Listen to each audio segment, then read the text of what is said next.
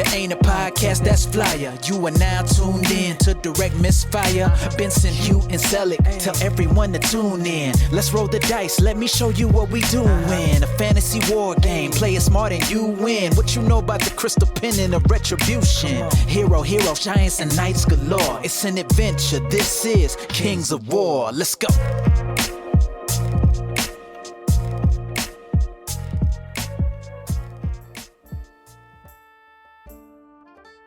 The Halflings would be the first to admit that they are not natural soldiers. They don't have the lust for blood like the orcs, they don't leap into battle over points of offended honor like the dwarves, nor do they feel a thrill over the pomp and glory of an army with banners like many humans and even elves. Halflings are far more interested in tinkering in their workshops, reaping bountiful harvests, and sharing a good meal, good ale, and perhaps a relaxing smoke with family and friends. Many outsiders often mistake the Halflings as weak and cowardly because of this outwardly good nature. In this they are gravely mistaken, because while the Halflings do love the pleasures of life, they are willing to go to great lengths to protect those things from anyone they think might be trying to take them away. They will defend their own with a savagery and viciousness that they have taken many by surprise, and to their fatal cost. They can be kind, gentle, and generous, but equally cold, pragmatic, and utterly ruthless. Hello champs, and welcome once again to another Direct Misfire Army Review. Joining me as always is Sellick. Hey. As well as Huw. Yo. As we deconstruct the Halflings army list. So pull up a seat, grab a drink, and let's get into it. Alright, small fellas, here we go. One of the most recent armies in the game. Quite popular as well, I think, because of the range of miniatures has helped that. What do you reckon? Yeah. Well, the miniature range, I think this was one of the ones that Mantic gets the Select green tick of approval. So the Halflings isn't a very prevalent army in the miniature space. So by them creating the list and specify like a pure Halfling list, and then providing really high quality models, they've really captured that whole market. So green tick. Ooh. Yeah, it's basically them and the Halflings from Lord of the Rings, the GW game, I suppose. That's that's a completely different, style, because it's more of a skirmish kind of affair and everything else. So, yeah, great idea to go into a range that's a little bit untapped, and I think it's their best range, possibly about on par with goblins. So they must be good at making small people. You could say that the market for the range of options that people have to choose from is quite short. Yep. Alright, so let's get into the army special rules. So the Halflings, they get relentless. So once per game when attacking a unit in melee that currently has at least 1 point of damage, that unit may reroll up to 3 of the dice that failed to hit. Also, you should note that the Halflings are a neutral alignment army. So they've also got almost another army-wide special rule, being Spellward. Yeah. Should we explain what Spellward was? That was introduced in Clash of Kings 22, wasn't it? Yeah, it was. Basically, it's just a -1 to all magic on that unit. So if you're trying to shoot at it with Lightning Bolt, it's going to be at -1. And if you're trying to heal your own? So on the negative side, though, if you're trying to Bane Chance or heal, it's at -1 as well. So your healing goes up to 5. Yeah, so that will be interesting, but we'll get to that when we get to it. Alright, so let's start off from the very top. We have the infantry section and the little braves, little tackers. Okay, so these infantry are height 2, speed 5, melee 5, no range, defense 4. They come in regiment, hordes, and legions at 2, 3, and 4 unit strength, with your standard 12 attacks for the regiment, 25 for the horde, and 30 for the legion, and pretty standard nerve there as well. 12, 14, 19, 21, and 25, 27 for the legion, and they come in at 80 points, 130 points for the horde, 190 for the legion, and their special rules is just the spell ward, and you can give them relentless for 5 points. Pretty cheap, like goblins, basically. Yeah, this is a great unit for them, purely around the points to nerve that comes back, I think, is how you sort of look at them. I'm not sure about the Legion side of things, but definitely in that regiment from the unlock perspective, and the horde for the cost to nerve. Well, I think a Legion will be a reasonable tar pit because it's just there's so much of it. I don't think Relentless is all that good at melee 5, especially with no extra defense penetration for crushing or thunderous or anything like that. Yeah, I don't think Relentless is worth it. You just know crushing, so like extra hits are probably not going to convert anyway. Yeah, this is very similar, of course, to your goblins, as Bensome said, or your Ratkin warriors, or your zombies, or whatever. Pretty similar points level, very similar stats. Nothing particularly to write home about. I guess Spell Ward is their point of difference. Don't give them artifacts, there's no point. Yeah. Yeah, these are your cheapy, chaffy, unlucky friends. So if you get a brave and then give him a spear, they become spear spikes. They are speed 5, melee 5, no range obviously, with a defense of 4, same as the Braves. They only come in 2 flavors though. That's the regiment and the horde. The key thing there is the unit strength 3 on the regiment and unit strength 4 on the horde with 15 and 30 attacks. The nerve for the regiment is 12-14 and for the horde 19-21. And the points are 100 points, which probably unlocks the unit strength 3, and 165 points on the horde. So they naturally, because they've got spiky spikes, they've got phalanx and spellwood, and they also have the option for relentless. I like the horde. I like both. 20 points for 3 attacks and phalanx in the regiment, or and a unit strength, of course, or 35 for the same unit strength, 5 attacks and phalanx. It's about correctly costed, I'd say. Phalanx can be a bit of a trap because you have 2 hordes of these to protect your left and right flank, which I actually think is not a bad investment. Like, they're pretty cheap. Then you do you're kind of flushing most of the value of those points down the toilet if you're not playing flyers and cavalry. Yeah, which some armies just aren't taking them. But for the most part, I think it's of the same value as the Braves, I think. Like, Braves, if you need a few extra points, which you quite frequently will, and so therefore go for the Braves. Yeah. Other than that, Spear Spikes, the Phalanx is worth it. I think it's really helpful. Yeah. I reckon start with the Sphere Spikes, and then if you need points, just downgrade them. Yeah, that's not a bad idea. And I just want to point out, when we do refer to defending flanks, these guys won't actually kill things. Yeah, they'll just hold up the cavalry that would otherwise be barreling around your flank for an extra turn, which is often all you need to get things done elsewhere on the board.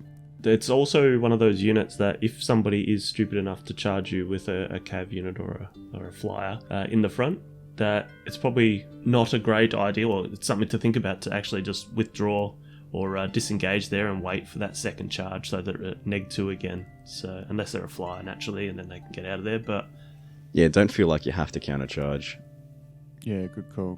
And some people like the Hammer of Measured Force on hordes of spear people.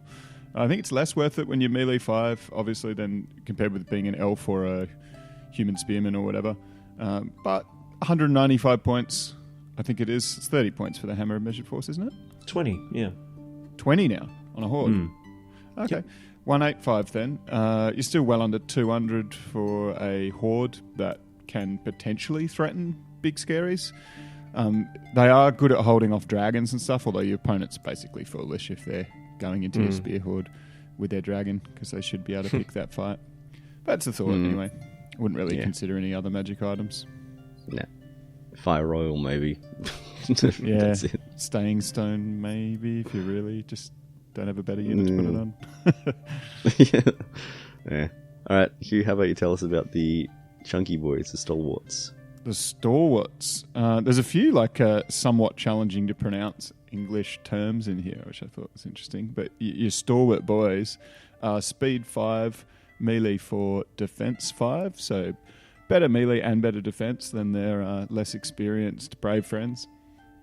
So they come in troops, regiments, and hordes. Troops are unit strength 1, 10 attacks, 9-11 nerve, and 75 points. Regiment is unit strength 3, 12 attacks, 13-15 nerve, 115 points. And the horde is unit strength 4, 25 attacks, 20-22 nerve, 190 points. These guys also have spell ward, just like almost all the halflings. And so they're obviously just your more resilient, more elite version. They can get relentless for 5 points, and they can exchange their shields for 2-handed weapons, which makes their defense go to 4, and gain crushing 1 for nothing. Okay, let's break that down. Would you ever take it without shields? So go down to Def 4, but crush 1. Yeah. Melee 4 is reasonable, and if you can give them an extra crush 1, that makes them quite a threat. It sort of depends on what's in the rest of your army, I think. I think it's like correctly costed at 3 because both are valid. Like it's definitely okay to go defense 5. I think on the regiment or, well, I don't know about troop. I'd kind of never take the troop. This is like your shock troop equivalent, I think. I'd love to have this option on my shock troops who automatically come with basically the upgrade, inverted commas, for this extra strength and the lower defense. But 25 attacks is not amazing with melee 4 on the Horde, but I would definitely consider it on the Horde. If you don't have much punch in the rest of your army and you want if you've got 2 hordes of these holding your center and you want them to be able to grind, probably would go the crushing strength art and then maybe an item on them as well, and makes them actually a significant threat. But if you just want them to hold for days, then stick with the defense 5. So players of other short armies, these are essentially like the Black Souls or the Ironclad in the other dwarf varieties, just with an extra speed and slightly lower nerve. I don't mind these guys with the Hammer of Measured Force without the upgrade, obviously, or the changing of it. So that way you're at least getting a pretty good conversion, a steady conversion of attacks to wounds. And if I was going to take the upgrade, say, or take a second horde, I'd be taking the crushing strength and then giving them +1 crushing strength. So that would be crush 2 unit. I like the hammer on defense 5. That's kind of best of both worlds to a degree. And it's only, 35 points more than the spear spikes. And there's a lot of benefits, I think. Yeah, definitely. Yeah. Yep. Again, it comes down to how many points can you shed. Alright, let's start off with the ranged units here, the poachers. So this is another infantry troop, speed 5, melee 4, ranged 5, defense 3. Comes in troops and regiments, unit strength 1 and 3. 10 attacks for the troop, 12 for the regiment, 9, 11, 13, 15 nerve, and 105 points for troop, 140 for regiment. These guys are pathfinders. They have a scout, spellwood, stealthy, vicious in melee only, and they have bows, which are 24-inch bows. And again, you can give them relentless if you want, for 5 points. It's pretty expensive range. I mean, maybe a troop or 2, but no, even then it's pushing it. But they're stealthy and they've got spellwood, so they're harder to shoot with just any sort of shooting, lightning, or just a standard range attack. The only way that I'd take poachers is in the formation that we'll discuss at the end. Yeah, the one game I've played against Halflings so far, he had the formation. And they're pretty cool in that formation. I think they adds quite a bit to them. But yeah, they're that scouty unit that's always hard to fit in lists, and I always find compelling. Like, I always want to take them and can rarely justify them. But yeah, they're a fairly inexpensive version of that, at least. Yeah, I mean, they're expensive for Halflings, but I mean, they're inexpensive for when you compare them to you know, Dwarf Rangers and the Frozen Range Friends and the Elven Super Rangers and whatever else they're called. Elven Super Rangers. Excellent. We'll get Mantic onto that name. The You Name It convention strikes again. Don't change you. Alright, so how about you tell us about the rifles? This is basically the same thing, but... Yeah, that's it. So the Halfling rifles, so speed 5, melee 5, range 5, defense 3, come in troops, regiments and hordes with unit strength 1, 2 and 3. The attacks go pretty similar to other sort of rifle units, is 8, 10, 20, with the nerves of 8, 10, 12, 14, 19, 21. The points 80, 115 and 200. They come with Spellwood as their only special rule, but they are equipped with Halfling rifles, which obviously just small equivalents of real rifles, with 18 inches with piercing 1 and steady aim, importantly. So most... They're not the same at all. What am I talking about? Yeah, most rifle units have a piercing 2, but they don't get steady aim. So these guys here aren't that bad with that steady aim, pierce 1, range 5 is pretty naff, but I think it's pretty cheap as well. I think they need the steady aim, otherwise they do nothing.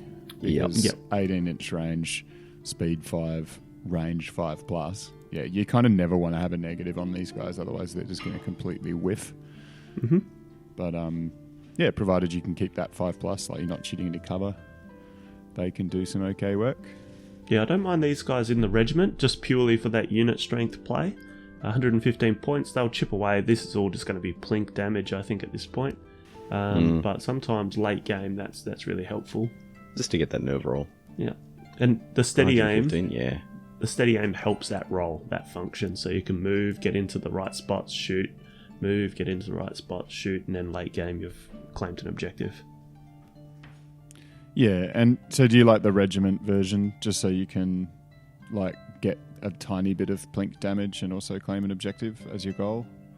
Yeah, I think the difference between, say, a troop, which does effectively the same role, right? The difference there is that the 8th 10 nerve, that is a throwaway couple of arrows, and they could flee or waver or do whatever. Where as soon as you got to the 12-14, you've actually got to dedicate some damage in that to take them off.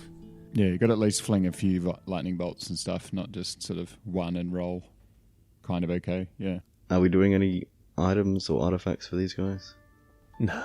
Like, I mean, what are your options here? You can go, like, elite, and it's sort of wasted because they're range 5. I just couldn't think of anything that you'd want to make them more expensive because they're def 3 and relatively low nerve. Alright, let's move on then. Let's get through the cavalry and then we'll have a break. So, how about you tell us about the Juggers, Huw? The Juggers are technically cavalry, speed 8, melee 3, defense 5, the chunky boys. They come in troop, regiment or horde. Troops are unit strength 1, 8 attacks, 10, 12 nerve and 125 points. Regiment 3 unit strength, 16 attacks, 13, 15 nerve and 190 points, which is how you'll mostly find them, I imagine. And then your horde is unit strength 4, 32 attacks, 20/22 nerve and 325 points. That is an expensive halfling unit. They have Iron Resolve, Nimble, very nice, Spell Ward, and Thunderous Charge 1. So lacking in that oomph department for such an expensive unit, only Thunder 1. Also, they don't have a Pathfinder or anything, so if they go through terrain and they're hitting on 4s with 0 crush, they're going to be complete potatoes, given the cost that you're spending on them. But so you're going to probably, as usual, bolt the Potion of the Caterpillar to these guys. But Nimble Movement 8's pretty rad. Melee 3's great. Yep. On defense 5, like, I wish I had this in my army. Yeah. Especially on the horde, 32 attacks on 3s. Yeah, 32 on That's pretty attacks on good. 3s is nuts. And you're probably going on the horde. I mean, it's so unwieldy. You almost need a Potion of the Caterpillar or the Thunder Boots, which is a shame because it'd be great to give them a crushing strength. Yeah, a little lower on the nerve in regiments and hordes than other heavy cavalry. Like Yeah, by most probably are 14, 1, 16. isn't it? Yeah. Yeah. Well, like, for the goblin ones, it's 13, 15, 20, 22. So I think maybe if you're short, it'll drop in nerve. Yeah. You can make use of that Iron Resolve more on the larger sized units too. Yeah. Okay, so now we move on to the Halfling Fleabag Riders, the Wild Lancers. So these are speed 8, melee 3, no range, defense 4. Troop, regiment, and hordes, like the Juggers. So the unit strength 1, 7 attacks, 9, 11 nerve, 100 points for troop. I mean, just go look at the Goblin Fleabag Riders, the same stats. Or if you don't want to, the regiment's unit strength 3 at 14 attacks, 12, 14 nerve, 155 points. And the horde, unit strength 4, 28 attacks, 19, 21 nerve at 265. The same special rules as the Juggers, so Iron Resolve, Nimble, Spellward, and Thunderous Charge 1 with the option for Relentless for 5 points. So Goblin Fleabag Riders are speed 10, aren't they? Yeah, but melee 4. But melee 4, right? So right, Wild right. Lancers are speed 8, melee 3. So they're wildly Everything different. else is the same. Yeah. No. I don't think that's I wildly don't know. different. I don't Honestly, know. I think they end up playing in a similar way, but yeah. Yeah, totally. The important bit being the defense 4. And the nerve. Yeah.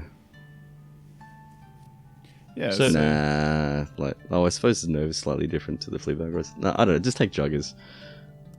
I mean, they're more expensive, but They're more defensive as well. they're going to last. I mean, on the regiment, which is I suppose, unless you're looking for chaff, I think 100-point chaff unit, this is fine. Speed 8, It might not be the one I'd go for because there's a few options in the army, but it's not a bad one. Speed 8 is a bit disappointing at that point. You'd kind of wish you were speed 9 or 10, but hey, I'm used to speed 6 chaff unit, so... Yeah, like if you're taking these, it's really because you've ran out of points to afford Juggers. That's how I sort of read it. Yeah. I don't think there's any other reason why you'd be taking these. As I think it was Bensome said, if you go down that troop... sorry, it was Huw. Go down that troop route for a chaff unit, for 100 points, you spend an extra 5 more points and you can get a better chaff unit later on. So... Yeah, or 5 less points and get a better chaff unit in the Wild exactly. Runners. Yeah. So, I think that's probably a good segue. We'll jump straight into the Wild Runners. So, they are also speed 8. They're also melee, they are melee 4, range 5, defense 3. They come in troop and regiments with 1 and 2 unit strength. The attacks are exactly the same, so 7 and 14. The nerve is 9, 11, and 12, 14, with the points, as Huw just mentioned, 95 points for the troop and 145 points for the regiment.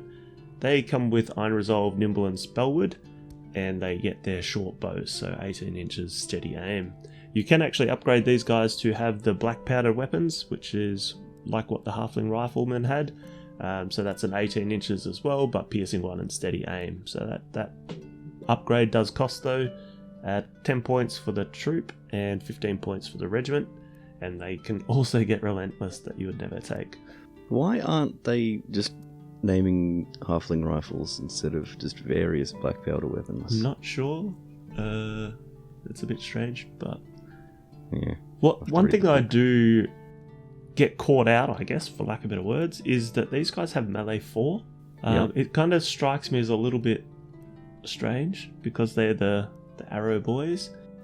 Got to be a bit more elite to ride the arrowlers, I guess. But That's right. Yeah, the dog's got to fight as well. Maybe it's because the they're dog. the downgrade of the Wild Lancers, who are melee 3. Yeah, it must be the dog, right? That's a good point, actually, because even the elite halflings are still melee 4, right? While as the Wild Lancers are melee 3. So it's probably the arrowlers doing all the work, because the halflings got little stubby arms. They can't actually reach down. Yeah, and they hit can't you even anyway. reach, yeah. Yeah, that's true.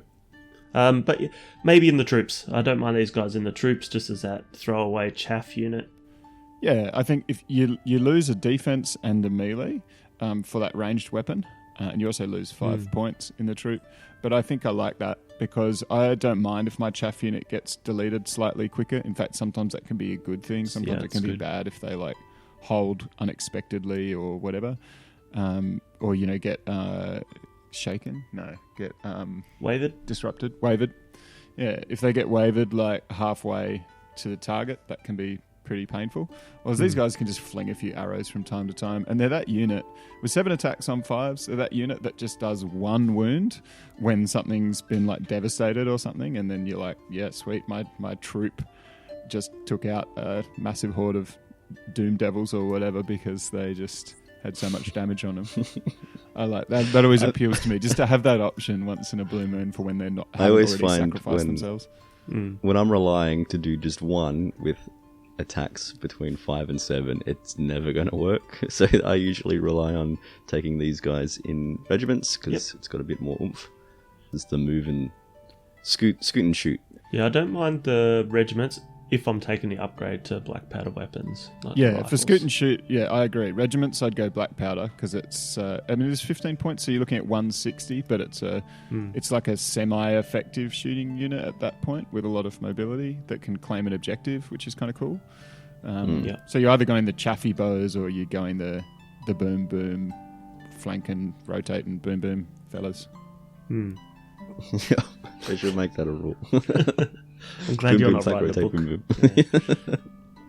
All right, I think we'll take a break there so the listeners can immerse themselves into some halfling lore, and then we'll be back and we'll start on this slightly larger, probably normal-sized units. Sounds good.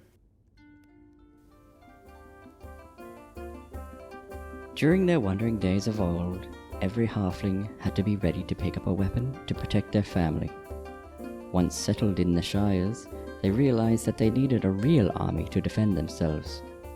For the most part, they copied the sort of armies they saw in the world around them, with infantry, cavalry, artillery, but as with most things, they gave it a unique halfling twist.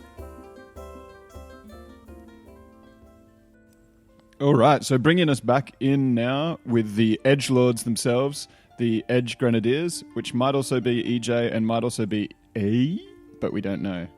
But they're Grenadiers in any case. Definitely not Grenadiers, that's right out. They're large infantry, technically, in that they are on a base, which is large. They're speed 10, and melee 4, defense 4. They do fly, of course. They're also nimble and have brutal D3, so it's worth factoring that in. Regiment is the only size they come in. Unit strength 2, 9 attacks, 11-13 nerve, 105 points. So it's a pretty weird unit. This is the first unit that we've come across in the Halflings, and there will be some others, but that doesn't really have much of an equivalent out there. You guys might be able to think of one, but the whole brutal D3, relatively few melee 4+ attacks makes their range of effect really, really wide. Like they could do 2 damage and brutal 1 quite reasonably on a roll, or they could, go nuts and do like 5 or 6 damage and brutal 3, and then they're really nasty, especially obviously if they manage to get a cheeky flank or whatever. But yeah, they're flyers, big chunky flyers. Yep. These guys here, for me, are one of the best chaff in the game. Yeah. So not only are they fast, speed 10, Super fly, fast. with nimble, but it's when they charge into opposition chaff, that brutal D3 often cracks them, so they can get it across the line. Guaranteed damage, even if you fluff your rolls. The brutal 1-3, just so good. Yeah. And 105 points. So if you sort of backtrack into like the Wild Runners and the Wild Lancers, etc., you're only spending like 5-10 more points, and you're getting a faster, more versatile unit. And one of the things for me that really tips this unit over the edge is that it's unit strength 2 for 105 points, flying unit strength 2, late game table quarters and etc. etc. Get anywhere they want. Oh, yep. So good. Yeah, and good point. That 5 points over the troop of Wild Lancers. They hit harder. They're faster. They're just better in pretty much every way. They're even tougher. They're nerve 11-13 instead of 9-11. They have 2 extra nerve for that 5 points. They are, of course, irregular. Yeah, they're irregular. So they can't give you unlocks because that would be stupid. But who cares? Yeah, they're incredible value. 105. Yep. Madness. 105. Yeah. And you thought the Wingets were annoying. These guys with an extra unit strength. Yeah. So there's a couple of ways that I can see this being used. Well, A, as that chaff unit. It's relatively cheap. It's fast. It'll get in there and stuff up plans. But just don't underestimate how valuable keeping these guys alive until that late game, and then just pivot with the nimble march, get behind things, and they're just going to be really, really hard to take down with that unit strength too. They don't have spellwood, so lightning bolt is a good choice. And only death for them against them. Yeah. Yeah, but 11-13 nerve is really decent for 105 points. Like on this kind of a speedy unit. Look, most of the units that are this fast have like 9-11 or even 8-10 in some cases. Although they'd probably be a little bit cheaper, but yeah. And defense 3 frequently. These are D4s actually not bad on this kind of a unit. Yeah. Yeah, they're just really good. Now, is there any points putting artifacts on them? I don't mind Relentless on it. Is it just a built-in upgrade? Yeah, 110 points, and I'm just thinking of the more as the chaff use for it, or like shutting down a flyer. Sometimes having that extra couple of re-rolls on those 9 attacks when you're hitting on 4s. We know that as soon as you get to melee 4, it's a bit swingy. But they have to be already damaged. Yeah, they do. But you've got lots of like plink shooting, so it's more of a setup item. And I think if you are a halfling, you should be targeting some of those big nasty flying units anyway. So Yeah, you should be thinking of the halflings in the context as we go through these units as a very mixed arms kind of army. They're likely to have a mixture of infantry, cavalry, and some shooting. So, yeah, as you say, they'll have some plink damage in there. This is not like undead where you're never going to get a use out of Relentless because you either, smash their unit off the table or you haven't actually hit them yet. Yeah. Yeah. How many units are you taking? 2 or 3? Yeah. Not 6? No, not 6. Okay. Yeah, 2 or 3 in virtually every army. It's a shame. They are a bit undercosted by the looks to me. Mainly the Brutal D3. If they kind of had... Yep.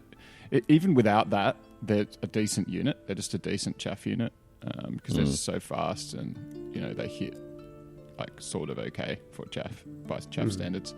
But that Brutal D3 just gives them that reliability that no other sort of sub-10 attack melee 4 unit could possibly have. All right, so let's move on to non-flying guys. So Forest Troll Gunners, also irregular, these fellas.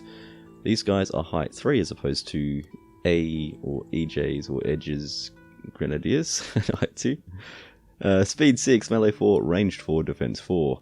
Hordes and regiments are their thing. Unit strength 2 on the regiment, unit strength 3 on the horde. 9 attacks, 18 attacks. This is fairly standard large infantry stuff here.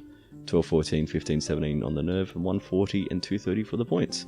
Crushing, strength 1, Pathfinder, regen 5, and Pintle Gun. And you can give them Relentless for 5 points as well. So trolls that shoot, essentially. Yeah, so they've got... with Pathfinder. Yeah, with Pathfinder. So they've got little halflings on their back with the pintle guns. Pew pew. Check out those models. Or model them so the trolls are holding the guns. No way. I like the halflings holding the guns on the back. That's cool. Yeah. A bit more expensive than your standard trolls. So, like, comparing them to 25 goblins, points which more. are 190. These are 230 for the range attacks, and slightly higher nerve. They also have quite a bit better nerve, I think, because aren't normal trolls It's 13, not- 16? Yeah, it's not the route; it's the waiver. That's Yeah, well, these are 15, key 17, there. so they won't waver anywhere near as easily, which is pretty cool. so you don't have to take the Fury item, which I find I usually have to staple them on. They are lower defense though, defense 4, because I'm guessing the guns. Yep. Yeah, of course. That's worth keeping in mind. So 18 attacks, range 18, 4 It's pretty good. plus. No Yeah. piercing or anything like that. No steady Not aim. steady aim, though. And yeah, not steady aim, so they're going to be on 5s a lot of the time. With 18-inch range, you're going to frequently need to either move forward or rotate them to get that shot in. And no piercing on those. And no piercing pintle at gun. all. I mean, when you are on 5s, you've got 6 hits, pierce nothing. It's not that scary. So you're looking at like 3 wounds against a defense 4 thing. A couple of them standing side by side could add up, especially when you get those juicy 4 up to hit kind of options. Not sure if you'd give them an item or something. Then getting into them, I suppose they don't go down nearly as easily as your average shooting unit. That's obviously what you're paying a lot of the points for because they've Yeah, got it's that a lot of regen and points. that high nerve. And they'll hit you back with 18 attacks, crush 1. So I definitely like 2 units side by side. I think 1 unit, I'm not sure. I guess if you give them a lot of support from other units, they could be okay. But How do you think they compare to the Nightmares, which are very similar, except Nightmares have 12-inch range and steady aim with Vicious on ranged 4 and defense 5, but very similar points. yeah, I don't know. The 18-inch range is really important. Like, being 12 sucks because when you're a 12-inch range unit, especially if you're kind of fighty, you're kind of in this spot where you might get to shoot once per game. And every time you can shoot, you could also charge. So it's that sort of, do I charge, do I shoot? Because I have quite a similar damage output. In fact, it's usually slightly higher on the charge because they've crushed 1 or whatever. But then, you move your unit and stuff, so you've got to make that decision. Whereas with these guys, I feel like they're going to be shooting the majority of the time between that 12 and 18-inch range. And because it depends on what's in the rest of your army, so on and so forth. But I don't know. I feel like these guys are more useful than the Nightmares. Just that range makes so much difference. It turns them into a shooting unit with some, really nice plan B instead of this sort of weird hybrid all the time unit. But then defense 5 is good, and I struggle to find a spot for nightmares. Like, my gut tells me that these are a bit like the Pathfinders. They're the kind of like, or poachers in this case. They're kind of like, they're not similar units at all in terms of their stats and stuff, but they're paying a lot of points to be versatile and have a lot of rules and that kind of stuff. So usually they end up being a relatively weak unit, especially once you sink 460 points into 2 hordes of these and you've got no unlocks out of it. Halflings might not care as much about unlocks. They may do. We'll get to that, but still 460 points is a lot. Yeah, it usually feels like that's a chunk of army. To do not particularly impressive ranged output with a backup punch. I don't know. So I don't think they're terrible, but they're going to be. There's going to be better options nearly always. I think. I like the unit and I want to take them, but I'm not sure that they're great. Yeah. So think the biggest difference, and it's an obvious difference between the Nightmares and this, other than the range, is the list that surrounds it. I think that the Halfling list here has a lot of unlocks, and it's got some of the best chaff in the game. So you can constantly be buying yourself turns to shoot, and it's a more sustained shooting. And when you've got more sustained shooting at 18-inch range, it makes it harder and harder to actually stop this unit. And the best thing about the Forest Trolls, I think, is that 15-17 nerve means that even if you do charge it and you finally get to stop its 18 shots a turn, you're probably not going to break it in one turn. But as soon as you take off those little trolls, take off the little halflings off the trolls. Don't take the trolls off, guys. That would be a bad idea. The Forest Trolls is what you get. So they are speed 6, melee 4, no range, defense 5. They also come in the regiment and horde, unit strength 2 and 3. Same attacks, 9 and 18. The nerves, identical, 12, 14, 15, 17. But the points do go down. 125 for the regiment and 205 for the horde. Because you've taken off the halfling, they get more strength, so they go up to crushing strength 2. They still have Pathfinder, still have regen 5, and their keyword of troll is still there. This is the best trolls in the game, fellas. Yeah. I mean, they're 15 points more than your standard trolls for the extra bump in Waver and Pathfinder. Yeah, they're good. It's a shame because I like the style of the Forest Troll Gunners a lot more. Because they're halflings and they're a bit unique and whatever. These are just like good large infantry, which we have so many of in the game. There's such like large infantry hordes. There's always a glut. Like your eyes, for me anyway. Like I always feel like this unit is very good for the points. Like they always feel like those kind of elite large infantry hordes always feel like such a good package on the base size that they are. Yeah. They're that kind of don't break from one charge, hit really hard. A couple of them standing next to one another is so scary. And it's a shame because I don't want to take a troll army. I don't want to take an ogre army. I want to take a halfling army if I'm taking halflings. So while I can see a unit, probably a strong combo would be a couple of hordes of these and instead of every halfling army just to give you that much needed crushing strength too, which the army doesn't really have access to. It's very functional, but I'd much rather see Forest Troll Gunners because they're more unique and interesting. Okay. Solid defense with regen 5 as well, like standard trolls. Yeah, I wish I had these. Yeah, they're pretty amazing. And like this is the one unit that I wouldn't mind investing an item in. Yeah, I wouldn't. I think they're a pretty complete package as they are. Like they're just... very aggressively costed at 205 points for a unit that hits relatively hard. They remind me of like zombie trolls and that kind of thing, but that Pathfinder and the high nerve is just so good. Staying stone is probably all I'd put on them. Yeah. 16, 17 that way. That's great. Yep. Yeah. Don't have to worry about wavering really. No, that is good, and you don't want to waver because you points. want to keep hitting back and making the most of that regen, because if you kill the unit, then you can regen for the rest of the game happily, can't you? So, yeah. All right, that's the trolls. Aeronauts, probably some more flying dudes, I'm imagining. So we've got some large cavalry. You'd hope. Either that, or they got a weird name. I don't know, but what's that? That game was really good, Aeronauts. Do you remember that? None of those dudes flew. No. You don't remember that, Bensome? You love that game. Aeronauts. Yeah, wasn't that a game that you played a lot of? Anyway. Awesome Nauts. Awesome Knots. Yeah, that's the one. So these Awesome Knots are large cavalry, speed 7, melee 4, defense 5, regiments, unit strength 2, 9 attacks, 13, 15 nerve, 175 points. So they are only medium speedy kind of friendos. But they do have blast D3. What? Bombing run, crush strength 2, fly, and pathfinder. Bizarre unit. Yep, bombing run just means that they always hit on 4s. So if they charge into anything, or they're hindered in any shape or form, or they're running into phalanx, they ignore all those rules and hit on 4s. I see, but that makes fluff sense because they're dropping bombs from the sky. They're not actually being hindered That's by right. the terrain that's on the ground, like the swamp Yeah. that they're charging through or what have you. Yeah, It's worth noting their height is 5 as well. Oh yeah, I didn't even notice that. Height 5. Yeah, good point. That's weird. Oh, it's because they're flying high in the air, I guess. That's the idea. So these are like what? What are these halflings strapped to like kites or something?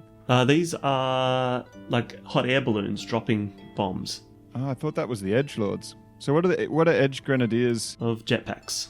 Right, so edge grenadiers like the speedy winged fellas, whereas these are the more like slow flying blimp, speed 7 That's kind right. of guys, but they're packing Yep. heaps of bombs. That's right. I think originally the halflings used these for their crops, I do believe, and they've repurposed them to drop bombs. Defense 5 too. That makes no sense to me. These feel like they should be defense 3 or 2. Yes. It's like you shoot arrows at them and they got balloons, for goodness sake. They're like big targets flying in the air. Like, could that be any easier to kill? But apparently not. I think because it's up really high. Right, so it represents... They should be like -1 to hit defense 3. Something like Yeah. that. Or stealthy, yeah. Yeah. So to go back to the... What do we call them? The Awesome Nauts. 9 attacks, blast D3, hitting on 4s. You know how much I like my blasts. These guys, I've seen them spike and do crazy damage when they get into a flank. Mm-hmm. Yeah, you can't expose a flank to these guys, that's for sure. Otherwise, you will... you're risking... I mean, they might go in with 18 attacks and get like 6 hits and not much blast and, not do that much. But they're so explosive. The only thing that I will call out, and I know that I mentioned it before, is that these are large cav bases in a regiment, so they're a big rectangle shape.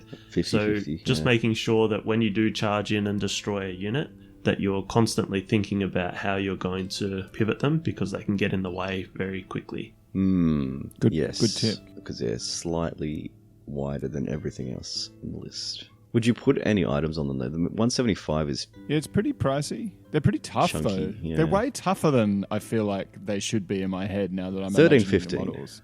13, 15, defense 5. Like that's a troll unit almost. Like it's pretty tough. I think Pathfinder's a bit rich on these. I think it's supposed to represent that they're flying over the terrain, right? Like so it's Yeah. not bothering them, which kind of makes sense to me. Like, I mean, why would a forest or a tree or something get in the way of these dudes if you're just floating straight over the top? Yeah. And I think that's all added into their points, but yeah, it's more that blast D3 that is turning Blasting through, heads. crushing 2 on 4s. It's big. Pretty damn good. Who would have thought that a halfling army with all these different versatile, like mixed arms forces would wind up being an air force? Yeah. The Brew of Haste for speed 8. I like the Brew of Haste on this, or even the Meat of Madness to give them that +1 Little wild bump. charge. Alright, let's get into the engines. The war engines, specifically. So the volley gun is the first one, speed 5, no melee, range 5, defense 4, no unit strength of this war machine, 12 attacks, 911 nerve for 85 points. And this volley gun has piercing 2 at 24 each, range with reload. 85 points, 24 inch for 12 attacks on range 5. It's not bad. Yeah, I think this is the standard volley gun, right? Yeah, you just need to... I mean, depending on how large your army is as well, because you could be taking a bunch of hordes of little fellas and cavalry and whatnot. The cover, like the height too, it's not indirect or anything like that, so you have to make sure you've placed it well. So otherwise you're not doing much with it. Yeah, but the contrast to that is true. I mean, it's range 24, so you put 2 next to each other, and then you have so many chaffy little annoying units, whether they be regiments of Braves for 80 points or 105 point units of Edgelords flapping about. And then it's just really hard to get to the volley guns because you've got all these annoying pieces in the way that hold things up. And then as soon as they die, you blast them. The other war machine here, or war engine, is the howitzer with speed 5, range 5, defense 4. No unit strength naturally, but does have 2 attacks, 9-11 nerve for 90 points, so 5 more points than the volley gun. It has an artillery strike, which is 48 inches, blast D3 plus 1. It ignores all of that cover nonsense. It's indirect, so it can't shoot within 12, and has piercing 3 and reload. So this is just another one of those options. It hits a little bit harder, but it's probably a little bit less reliable, going to put some damage down. Yeah, 2 shots on 5s. It's one of those classic war machines where if you hit twice, it's going to like go boom. Devastate. And sometimes it's just going to completely whiff. But yeah, nothing wrong with this war machine. It's good. It's much the same Not as my thing. every other one of these. Yeah, I rarely take these sorts of cannons or catapults or anything like that, so I don't know. I quite like them. I think they're pretty good. I don't know. It depends on your army style, I suppose. But while I would take like precisely 2 volley guns in virtually all of these armies, I think. A howitzer's more like a take it or leave it. Either I've got one at the back or a couple at the back, even if I've got heaps of unlocks, or I just have 0. Yeah. Yeah. It's an interesting juxtaposition because I think it's a playstyle thing as well. Like howitzers are more reliable in the sense that they're always going to be in range. While as soon as they're in range, the volley guns are just so much more consistent. Yeah, I'd need to test them out because I haven't really. I mean, I've played against the halflings a few times, but not with them, so I'm not sure how my army would sort of fit together and if I would be able to have firing lines for volley guns. Mm-hmm. So we might get you to talk about one of my favourite units, actually, Hugh. Oh yeah? You love the Harvester? Oh, yeah. You're a Harvest Moon fan? You like I am. harvest your crops and stuff?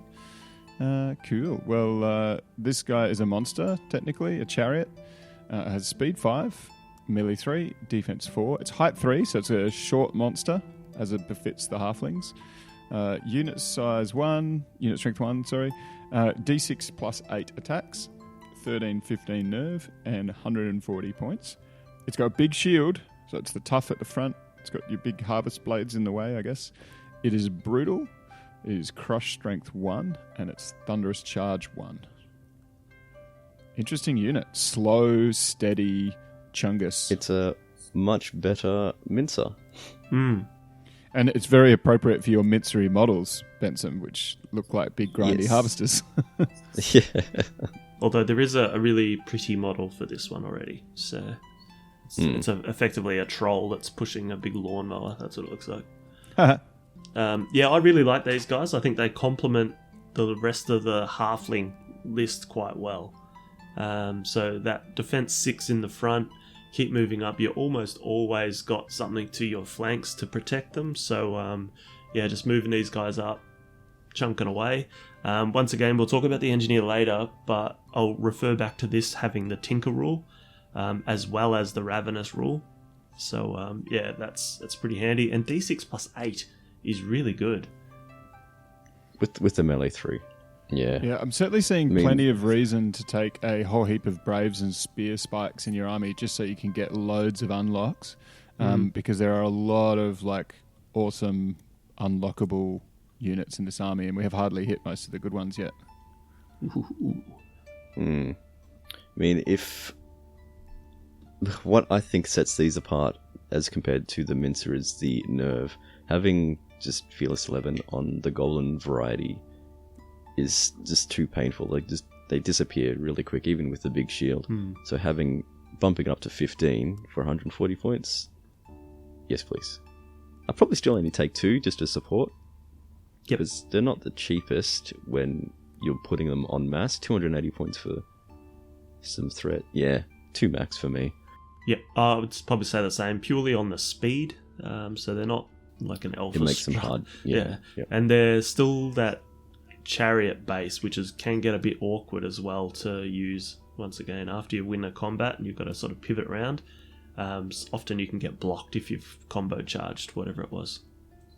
Yes, if it's too compact, then you're going to get stuck for a turn or two. Yep. Alright, so we've got one more walking machine here, the Iron Beast. This is a Titan, height 5, so the Awesome Noughts are... Is it the Awesome Noughts that are height 5? Yep. So they're on par with that one. Speed 5 as well. Melee 4, range 4, defense 6. 1 unit strength. The attacks, d6 plus 10, with a 16-18 nerve, for 210 points, which is pretty good. These give out an aura of Spellward, with crushing strength 2, Strider, and they are equipped with a Halfling handgun. 18-inch, 5 attacks, piercing 1, steady aim.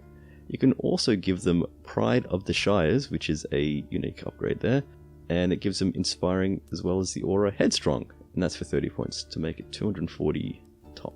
You might as well just tick that box, Pride of the Shires, I reckon, every time. Always Inspire, yep. Yeah, it's very handy, and particularly because what we've just discussed over the last 30-40 minutes or so, there's a lot of low nerves, so having that Headstrong is really handy as well. The attacks, range attacks are a bit, 5 attacks, who cares? It's token, having 16-18, defense 6 with the Inspire, and some reasonable attacks, 11 to 16, melee 4, crushing 2 attacks. Good nerve as well for a D6 unit. And it's cheap.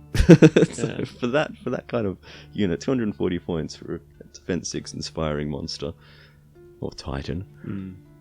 I like its cheeky little 5 attacks, pierce 1, steady aim shots too. Like, it's not going to beat the world, but it's putting out 1 or 2 damage every turn just as it advances, which you can't just you can't just ignore. It's like Sellick said at some stage earlier, there is a lot of plink damage in your army, and this just kind of adds to that theme.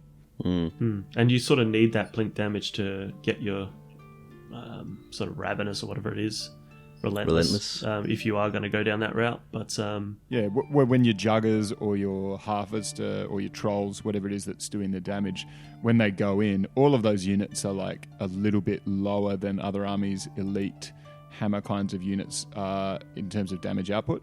So if you've plinked them a bunch before you go in and they've got 4 or 5 wounds on them, then all of a sudden you're wiping them instead of letting them charge you back, which is a big difference. That's right.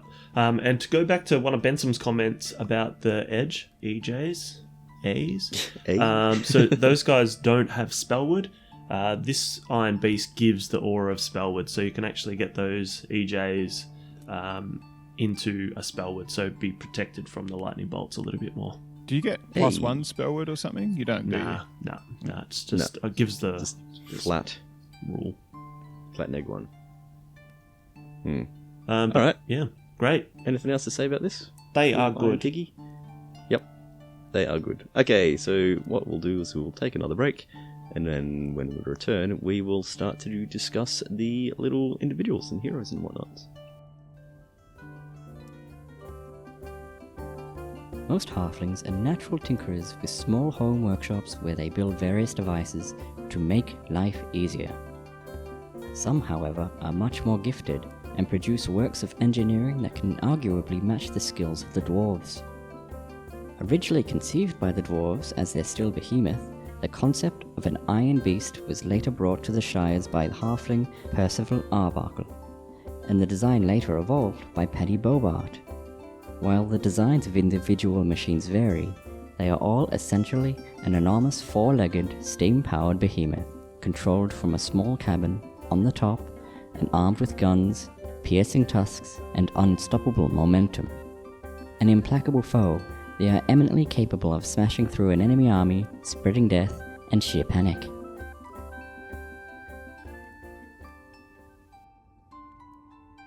And we're back. We're going to jump straight into the heroes now. They've got quite a few heroes, so we won't stuff around too much. And we'll Big go heroic army. And we'll go straight into the sorcerer. So speed 5, melee 5, no range, defense 4, unit strength 0, 1 attack, 9-11 nerve for 80 points. It has the gastromancy rule, individual and spellward. You can mount it on a little doggy there to go up to speed 8, and the cav special rules for 25 points. But the biggest thing here is the gastromancy rule. So this one here is a little bit different, because normally you'd be expecting a spellcaster in this role, but this is not a spellcaster. So unless the hero is disordered, immediately after the movement order, you can pick one special rule out of the following. So that's going to be an aura of wild charge, an aura of brutal, an aura of life leech. There you go, Benson. Or the aura of rally. And these only impact Ravenous only special rules. So after you've selected which one of those special rules you want to go, one of those auras, you roll 3 dice, and the successes, so 4 pluses, actually give you wild charge 3 or 2 or 1 or brutal 3, 2, 1, for example. So you can effectively start to boost up all of your halflings with wild charge, brutal, life leech. It's pretty good. Now, this doesn't affect the trolls, Nope. EJs, A's, whatever, grenadiers, Nope. And also the awesome noughts. Yep. So that's right. Anything that's pretty much... There's not many that are Tinker, as well as Ravenous. I think the volley guns, there's a couple, and the howitzers and things like that. They are. I think the Harvester is actually impacted by these. Now, just in your description of the gastromancy, Yes. you did say immediately after. Does that make a difference? Because the rules say immediately before. Does that... Oh, immediately after. before giving... Yeah. Yeah. So, Does that make any point at all? I don't think it stuffs anything up. No. no. It's the same thing, basically. Okay.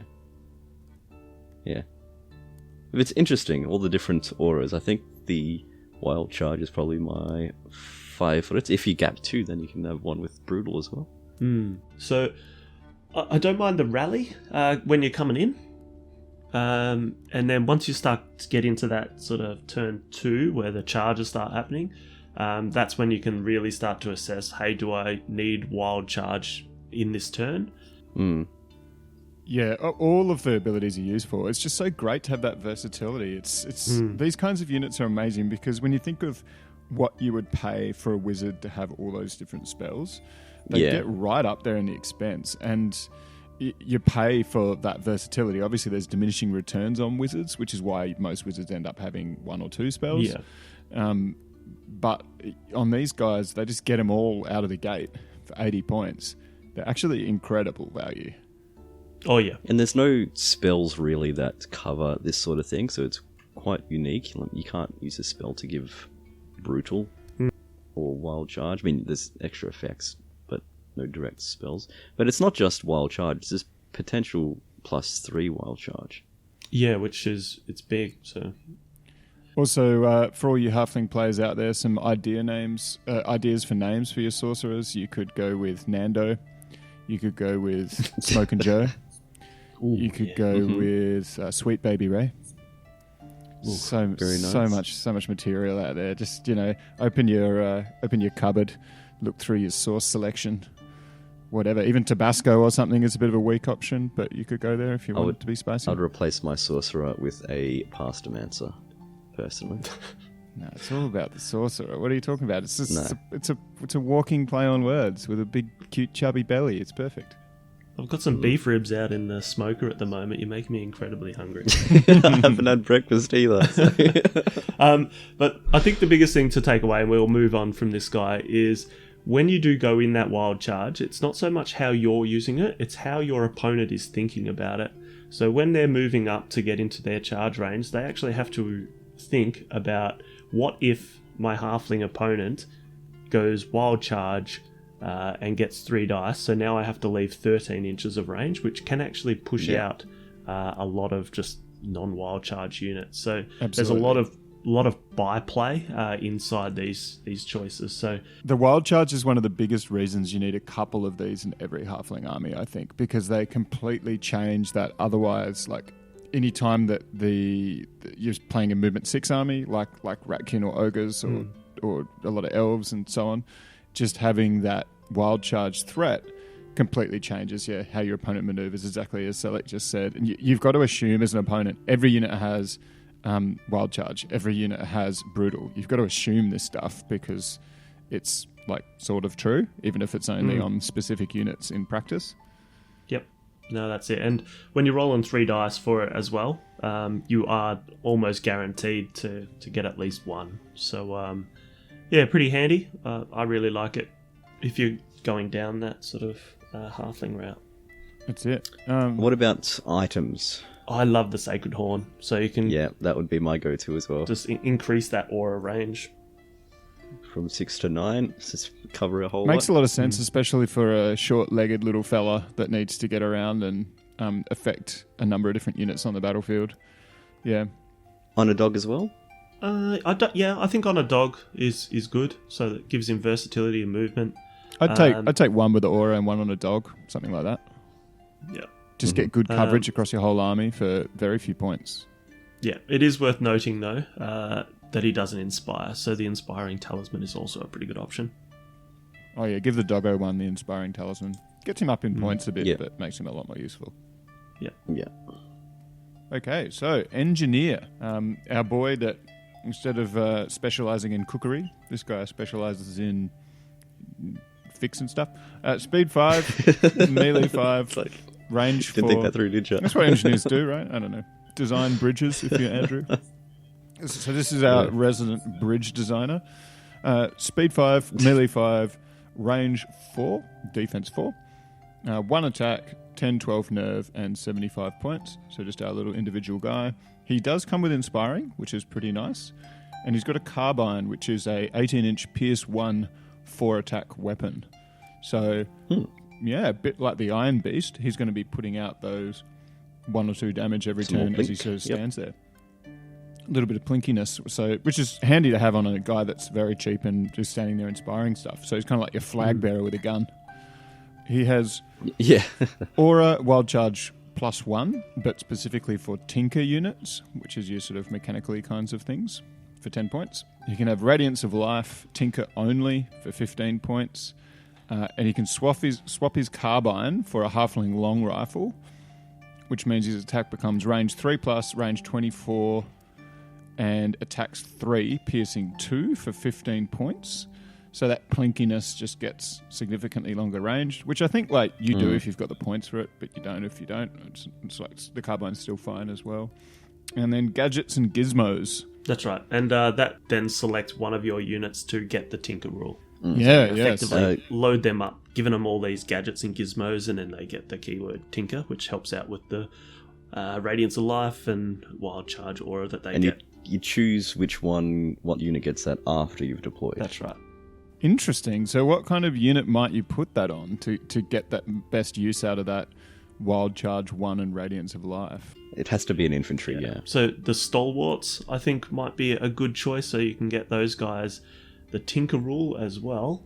So then They also get Iron Resolve on top of that. yeah. So it just makes their defense 5 chunkiness Yep. more effective. I could see... So I see this guy standing next to your unit of Stalwarts, in between the Stalwarts and a Harvester, and then maybe in front of him some EJ Grenadiers are flying about, or maybe even some Awesome Noughts. So yeah, you can get that max out of that aura, and then on top of your Wild Charge +1 that your Stalwarts then have, you can stack that with a bit of cookery for extra chargey goodness. Yeah, he does a lot for not very many points. The only thing I'd probably give him is maybe the periscope to keep in theme so he can see overheads and shoot things. Yep. That's cool. That's good, I like that. You could model him with the Halfling long rifle. Would you take the long rifle or would you take the carbine mostly? I would go rifle if I could afford it, just because it makes the range 3+ instead of 4. Less moving. Well, it's 3 attacks at range 3+, which is very slightly more average hits than 4 attacks at range. And then they got the piercing 2 on top of that instead of With 1. the extra pierce, it's all about the range 24 for me. Yeah. And the fact that you could model him with like a sniper rifle on a stand, like the old classic engineer models from back in the day of like the Empire and fantasy. Except you instead of the scope, you model a periscope so that so he can see over the hill. That'll look great. All right. Anything else we got to talk about the engineer? Nah. Any other artifacts? No? Okay, let's go on to the Sargi. Argy bargy, look, it's Sargi. The Sergeants, height 2, speed 5, melee 3, no range, defense 5. obviously doesn't have any unit strength, but he's got 3 attacks, 10-12 nerve, with 55 points attached to it.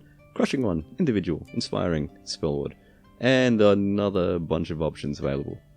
So you can give this guy relentless for the 5 points, you can put him on a dog for 25, you can give him a bow, which is 18-inch ranged 4+ for 10 points, or you can give him the standard of Hodenberg. No, there's no umlaut there, so Hodenberg. No, but that's double D.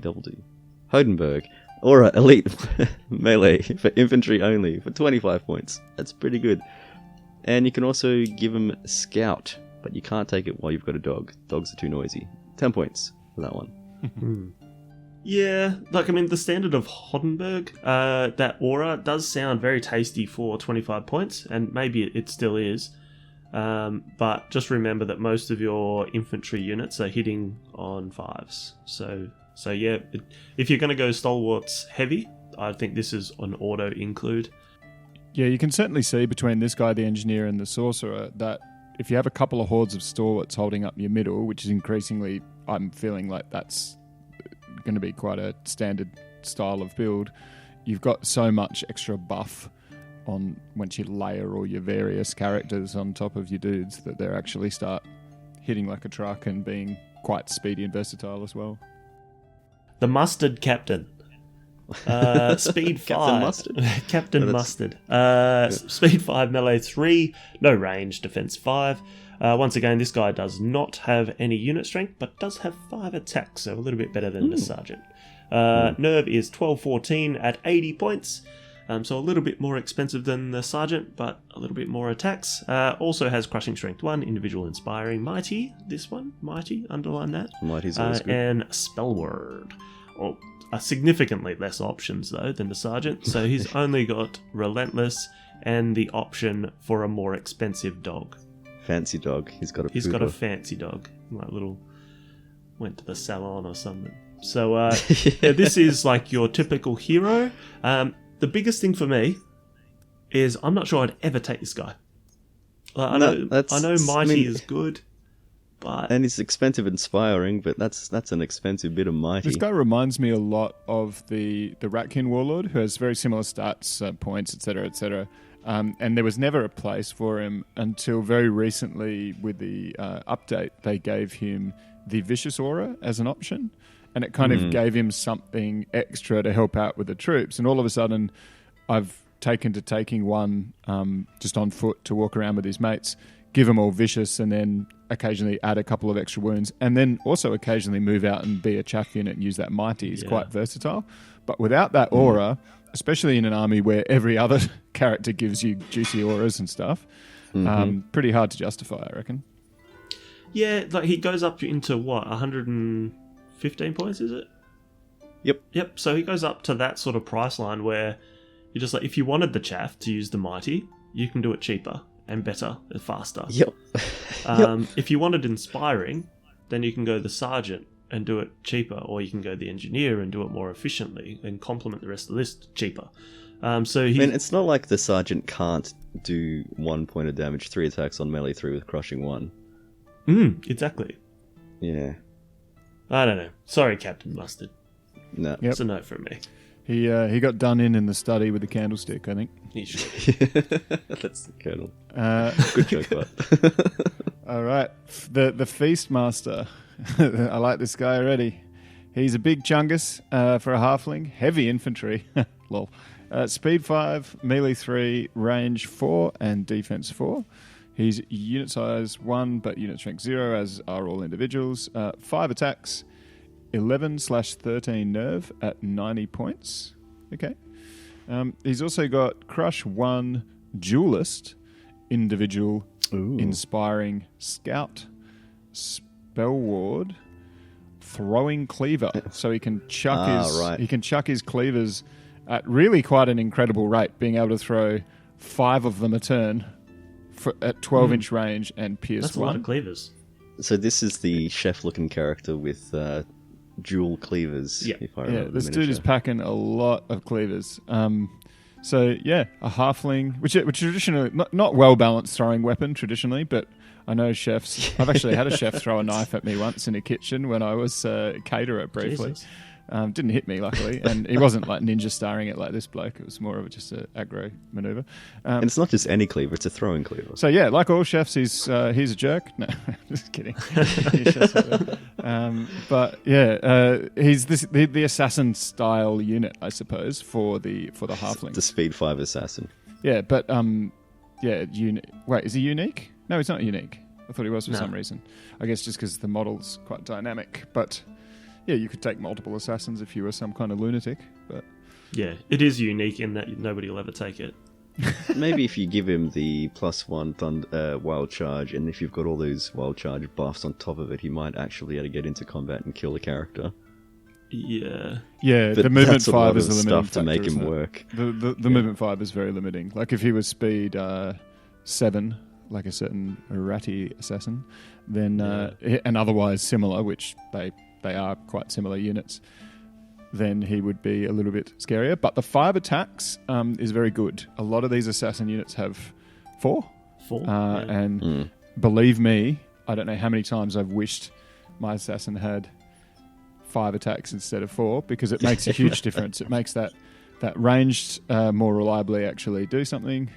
And when you go to 15 attacks... Wait, no, 10 attacks, excuse me. Wait, is Duelist double? Yeah. Yep. 10 attacks against a enemy hero or something at melee 3, crush 1. You're probably, like, if they're a wizardy style character, you're probably giving them the cleave. While as 8 attacks, what inevitably happens is you just whiff and do 2 damage and then don't break them and then cry because you're like, that's the whole point of you. Why did you fail me? Yeah. So for me, it's a pretty easy no. I don't think it's my playstyle, firstly.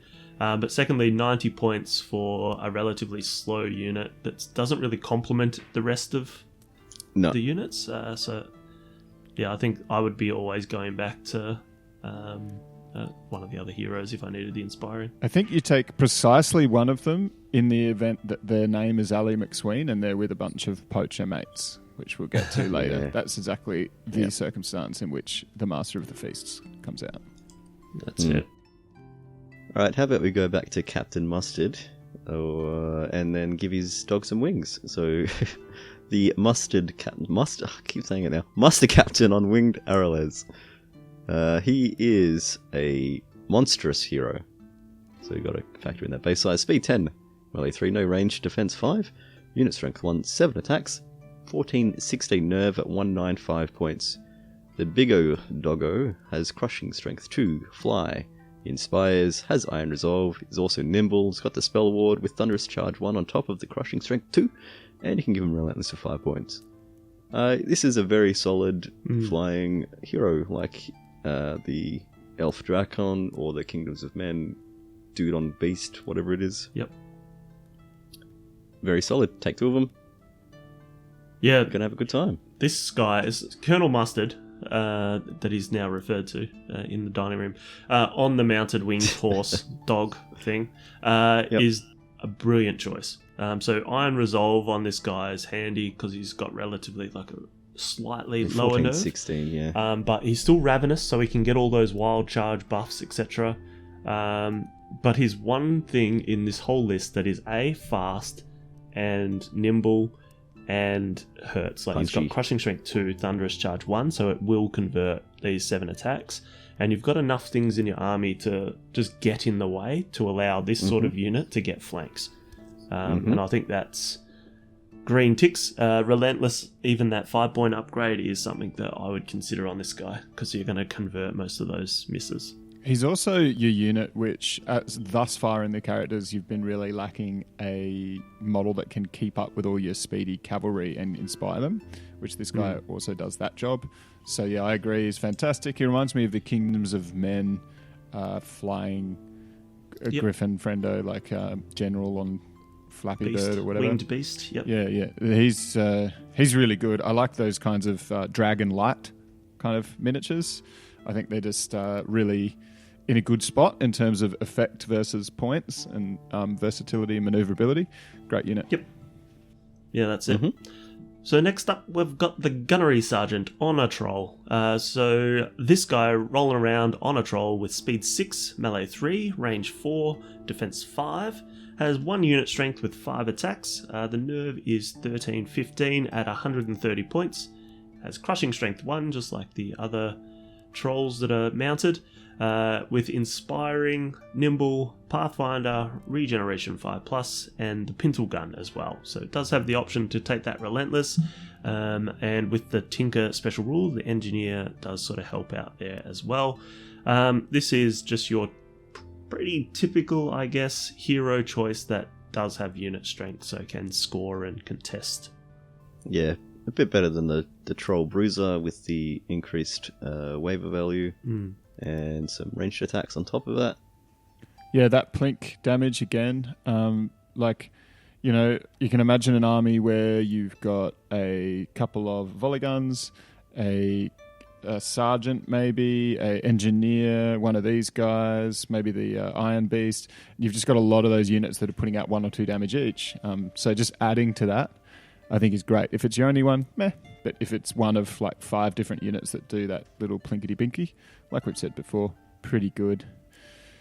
But also unit strength 1, pretty tough to remove, and it doesn't. I was about to say regen. Yes, no, it does have regen. Yeah, pretty handy. Yep. Not much else to say about that one. Yeah, if you've got 130 points for a character, but then there's so many choices for 130. There points. really is. It's actually difficult because if you want something that's just more effective stat-wise and stuff for that inspiring miniature that you're going to need, then this guy, well, as if you want less effective stats, more friendo buffery, then you're going for down the sorcerer or engineer route with a few items and things to end up being a similar amount of points. Yeah. Yeah. All right. How about the easily pronounceable Aaron Cadwallader, who is that was pretty good. Who is a hero, heavy infantry, speed 5, melee 3, defense 5. So this is like if Colonel Mustard got a promotion and got named. He has 5 attacks, 13, 15 nerve, 110 points. So it's pretty cheap for a named character. Aura Nimble for infantry only. Ooh, juicy. Crushing strength 1, individual, mighty, spell ward, very inspiring. So this is, I didn't plan this by the way, but this is almost exactly what I was saying that would happen if you gave Colonel Mustard like an aura to make him a little bit more useful. In this case, he also gets very inspiring, so he's sort of a little bit larger inspiration aura again. But yeah, it's just how much can you use that nimble for infantry? 30 points. Probably more not than that Colonel much, Mustard. but it is pretty cool. I mean, all the auras going on, there's such a layer cake that you can create with the sorcerer and the You've got Iron Beast. You've got your pretty bland stalwarts just standing there being like, yeah, I have decent stats. It's sort of fairly crappy stats for an elite infantry, decent for a weak one. But then you're like, but I've also got brutal and wild charge and iron resolve and nimble and all of this kind of nonsense. And all of a sudden you're like, what the hell does this unit even do? No, exactly. And I think that's what it was intended to be. It was meant to be pretty crap in isolation, but add all these layers on the cake and all of a sudden you can actually make your units quite threatening. Which is why this is a fun Kings of War army that's really interestingly written and stuff. Yeah, it's a shame about the blimp guys that stand out a little too much, but maybe that can be brought in line at some point. Overall, just this I love this auras and, wombo comboing. Because, I mean, at the end of the day, you're wombo comboing into a halfling with a bunch of rules. So it's not like you're, it's not like you're assembling Megazord here, but man, it's pretty cool. That's it. So the next sort of special character here is Greedy Guts. My favourite. Hey? This is my favourite. It is. He is. Yeah. So he is another big little boy. So he is heavy infantry base size with speed 5, melee 3, no range with a defense of 4. He's big but not that big, so he's only got unit strength 0. 8 attacks. Nerve, he is fearless 16 with 115 points price bracket there. A couple of special rules. So Crushing Strength 1, Dread, Individual, Life Leech 3, Mighty, and Wild Charge D3. He is also Ravenous, so does benefit from all those extra bonuses from the sorcery. All those layers. Yeah. Wild Charge D3 plus the Sorcerer Wild Charge bonus on top of that. Yeah. Makes him pretty speedy. Yeah. Potentially. And like he is defense 4, but being fearless... He's individual. Yeah, being fearless 16 with that Life Leech 3 as well. He's going to be hard to move, and you're not going to want to attack him. Like, you've got all these other things that have unit strength that'll actually hurt you during the game. So having this guy constantly there, annoying you with those reliable 8 attacks, is going to be, it's going to be annoying, let's be honest. And then healing back whatever damage he does take. And with Dread on top of that. Yeah, Dread is fantastic. Anyone that's listening, try this guy out, because I think he will surprise you. Dash Just 16. don't run him out, boys. Sapphire. Dash 16. What the hell? Great support hero for chopping up on combats. Yeah, he's outstanding for 115 points. I mean, if he had Inspiring, he'd be broke. But even without it, you've got enough other inspiring sources. You're going to take a heap of cheap characters in this army. Half your army building is going to be around how can I unlock enough characters to get all these cool dudes into my list. But Greedy Guts is going to be one of them. I have a beef with this guy, though. I have a problem. The Feastmaster should have been called Greedy Guts. Like, they should have been Greedy Guts as like a title. And this guy should have been called the Feastmaster. Oh, yeah. Instead of the other way around. Because I feel like it just would have been cooler. But yeah, anyway, Greedy Guts, it sounds like a something you call a toddler when they're chucking their food around. You've seen the figure, though, haven't you, Hugh? Yeah, he's a big chungus. Yeah. He's a scary chungus.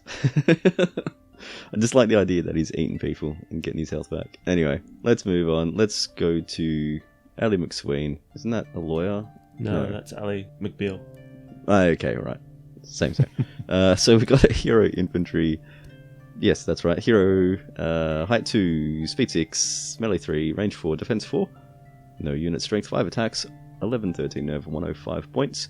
Crushing strength 1, duelist, individual, inspiring, self only, master thief, scout, spellward, stealthy, and throwing daggers, which are 12-inch piercing 1. They're like the throwing cleavers, but less cleavery.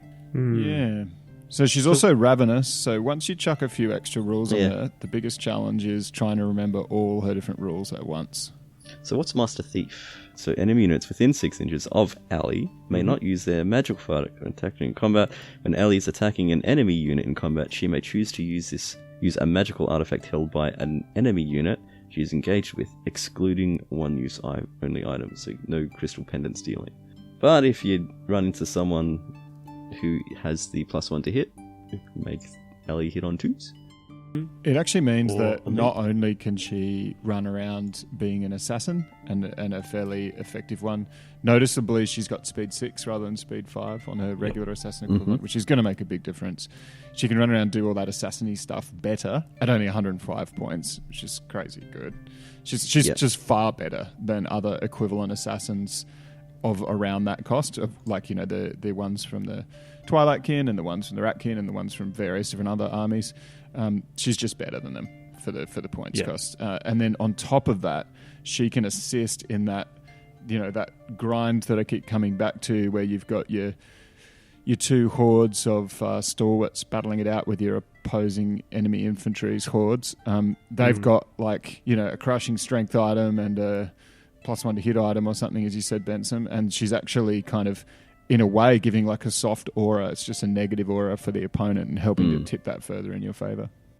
Yeah. So, because of this character, though, I don't think you would ever take the Feastmaster. Yeah, that's right. Like, it's 15 points more. No. 15 points more, and you've got like something that actually helps. Yeah, this is what you don't want for... And in fact, unfortunately, I'm seeing it more and more. It was always the case with like the Empire of Dust.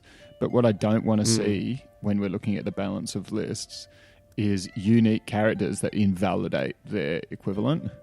Like Empire of Dust have lots of unique characters. Some of those are like actually unique and sort of don't really have an equivalent, but they're just so much better than the generic version that you're going to see the quote-unquote named character in every list, and it's just suddenly Ali McSween and Greedy Guts is in every single Halfling army.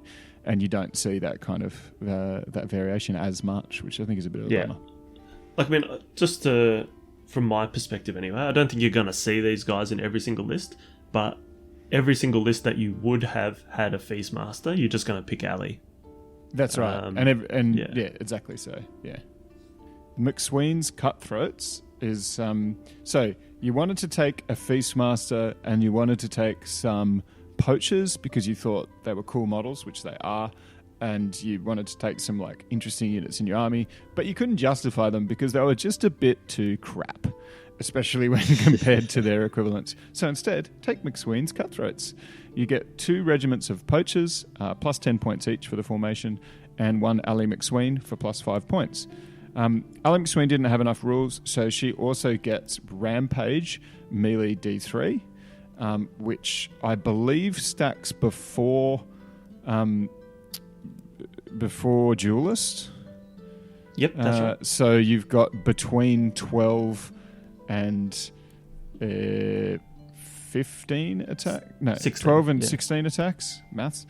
Somewhere between 12 and... They've got 12, 14 or 16 attacks every time you attack another character, which makes her completely bananas for 110 points at that point against other individuals, as if she wasn't good enough against them already. And then if you somehow don't kill them, they get to swing back with no magic item at her. So that's awesome.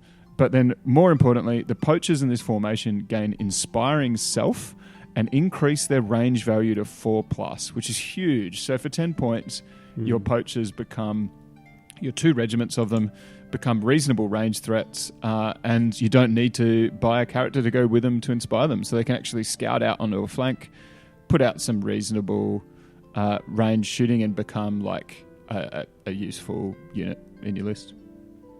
Yeah, stick them in some trees and just occupy some space. Yeah, so this is a pretty good formation. Again, it's sort of like I don't really expect to see an army with a random regiment of poachers in it, or an army with a Feastmaster, much as Sellick was saying before, because you will instead either not see those things at all, or you'll see McSween's Cutthroats. Yep, not much else to say about that. You said it all.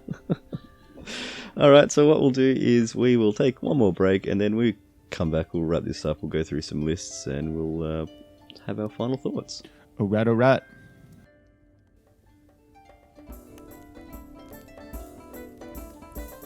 The largest known concentration of forest trolls on the Ardovikian plain can be found in the Targan Deeps. However, the Forest of Kharn and the swamps to the east of Yangmir are home to small tribes of forest trolls that have migrated from their traditional haunt to find a new home. While most people consider such brutes to be terrifying and stupid beasts, the Halflings have over time learned to accommodate and appreciate the presence of creatures, sometimes trading food and other goods in return for labor. Indeed, some of the most difficult sections of the Tanmil Canal were only possible with the muscle of the trolls. The trolls themselves also love a good fight, and in times of need, the Halflings are able to recruit some of their most willing youngsters with the promise of adventure and inevitable, although stomach-churning, feast that follows a glorious victory. Their huge strength and toughness makes them a formidable foe, or a very good ally. Alrighty, and we're back to round it up. So now that we've gone through all the units and discussed it in depth, we shall now go through some example lists that we each have created. So I'll start off. What I have decided to go with is 2 hordes of stalwarts. So the first horde has the lower defense for crushing 1, and I've also given them the chant of hate to give them vicious. The other horde have the Hammer of Measured Force. I then have a regiment of Juggers with the Helm of the Drunken Ram to up that Thunderous. EJA's Edges Grenadiers, just 1 unit of them. A horde of Forest Troll Gunners and a horde of Forest Troll not Gunners, Punchers, whatever. A unit of Awesome Naughts, a Harvester, an Iron Beasto with the +1 item, whatever it is. Pride of the Shires, there you go, Inspiring and Aura Headstrong. Sorcerer with the Sacred Horn, a Sergeant with the Standard of Hodenberg for the Aura Elite on the Stalwarts, and 2 mustard captains on mustard arrowlezes, flying wing doggos, one with relentless, to bring me up to 2,300 points. So I'm thinking there should be a layering of things there. It doesn't seem like there's a whole lot of fast threat, but with some wild charges, those stalwarts should be able to dish out a whole bunch of damage, especially with each of them having elite, one of them having vicious, one of them having always hurt you on 4s. The juggers are backed up by the grenadiers, the awesome naughts, and the 2 mustard flying captains. And then you got the harvester and the iron beast to support the stalwarts there. But that's what I was thinking. So it's not super fast. There's only a little bit of plink range damage from the troll gunners, the iron beast. But I think it should be enough. Just to get those nerve rolls. Yeah, I like it. It's an incredibly difficult army to get into 2,000 points, isn't it? Because there's so much juicy stuff that you want to Because you want to layer up, yeah. I think they do better the higher points, these guys. Because you can add more synergies layers. Yeah, they need all those synergies and a bit of redundancy and stuff like that, yeah. Alrighty, so I went with a 2,300 list, and I started off with 3 regiments of Braves. I've then gone into a regiment of Juggers with the Helm of the Ram as a really throwaway unit, just to try and hurt some of the higher defense units. So I think these really struggle with. I'll back that up with 3 regiments of the EJ Edge Grenadiers. Just perfect chaff. But I'm probably going to use them a little bit differently to chaff, I think, inside this list, depending upon my opponent. So yes, as chaff, but also more as that really versatile unit strength 2 unit. So yeah, that's how I plan on winning the games. More of the hammers, I've gone 2 regiments of aeronauts, one with the staying stone to make sure that they can go up to 14-15 nerve, and one just with the mace of crushing. I think I'm going to get the hits, and using that crushing strength 2 to try and convert, I think should be good. I've then gone with the Iron Beast with the Pride of the Shires upgrade, just to help out with that headstrong aura that can help out with all of these low waver numbers, and the Inspiring is going to be pretty handy in this list. Sorcerer, would have loved to have given the Horn, but I needed the extra Inspiring, I thought. Mount that Source Monger onto a little dog there, and I think that'll be pretty handy. Then I've gone for 2 Mustard Captains on winged arrowlez as well, one with the Dwarven Ale, just because I know that these guys are one of the only threats, so they could be shot nice and early. Having that headstrong could be handy. Then I've gone with McSween's Cutthroats. I really like that formation, so that 2 regiments of poachers there hitting on 4s can be handy, and Ali McSween there, I'd probably deploy them very separately. Just keep Ali with more of the line that's going to be attacking and being really offensive, and then use all the poachers just with 1 regiment of the EJ Grenadiers, just to really keep everyone else back or buy another turn of shooting. So that's how I would do it, and that's 2,300. That's 16 drops and 28 unit strength. Okay, I don't think I said how many I had. Mine seems more elite with only 13 drops, unit strength 25. So not much unit strength drop for 3 more units. Yeah, you kind of expect it to be quite a hoardy army, and then maybe once you actually build it, because you got so many juicy little dudes that are unit strength 1 or 0, you end up with less than you might have thought. Yeah, interesting. Okay, cool. Well, I like both your armies actually. I think they're pretty good, and I see why you chickened out and went for 2,300, because it is incredibly difficult to make a 2,000 point list, because they're so there's just got so many cool units. I don't know how else to put it. There's as you say, you've got those overlapping kind of synergies that you want to maximize. Need lots of layers. So by the time you do that, you just you kind of need to pick and choose which synergies you want to go for, I guess. So I have taken a 2,000 point list. I've gone for I applied a lot of what we spoke about So, for example, I've got 2 hordes of Braves, which both started as spear spikes to hold the 2 flanks, and then gradually got downgraded to Braves because I needed the points. So, 2 hordes of Braves, 2 hordes of Stalwarts. In this particular list, they're really aiming to do quite a bit of damage. Like I'm relying on them to do damage as well as hold the center. So I've got Hammer of Measured Force on one and Brew of Strength, and swapping to Crush Strength 1 on the other. So again, much as we spoke about, one's Crush 2, Defense 4, and one's Crush 1, not Crush 1, sorry, one's always Wound on 4+, Defense 5. Then I've got a regiment of Juggers with Jesse's Boots and the Relentless to try to get a few extra hits in there. We've got EJ Grenadiers times 2, so 2 little chaffy friends.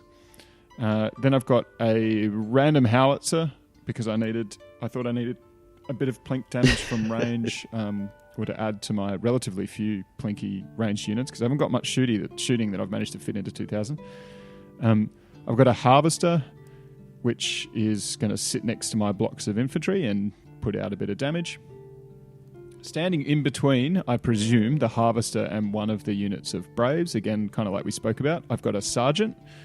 I've got a engineer who has the EJ periscope on his gun. He's got the Aura Wild Charge and the Radiance of Life for Tinker and gadgets and gizmos, so he can upgrade. Ooh, he's loaded up. Yeah, he's pretty loaded up, although I couldn't afford the sniper. I ended up taking that off. But he can still wander up because this is a pretty aggressive army. I'm not going to stand back and shoot quite so much, so he's wandering up with the Stalwarts and the Harvester, just keeping pace with them, cracking off a shot or two here and there, and inspiring them, as well as healing them, as well as giving them Wild Charge. He does quite a bit, really, for his 110 points. Then I've got a Sorcerer on the Arrowles with the Inspiring Talisman, so he can just run around and be versatile and inspire where he needs to, and again buff up the Braves. Inspiring sources. Yep, he can be saucy. Just be a saucy boy. His name, I think I'm going with Sweet Baby Ray. Okay. Yep, it's my favourite of the barbecue sauces available. We've got a Honey soy, thanks. We've got a sergeant. He has a bow and the standard of Hodenberg. So at this point, all of those stalwarts are at least 1 crushing strength, often 2. They've got multiple wild charge. They frequently have brutal. They'll also have Radiance of Life some of the time. It's kind of getting ridiculous how many items they've got. They've all got elite.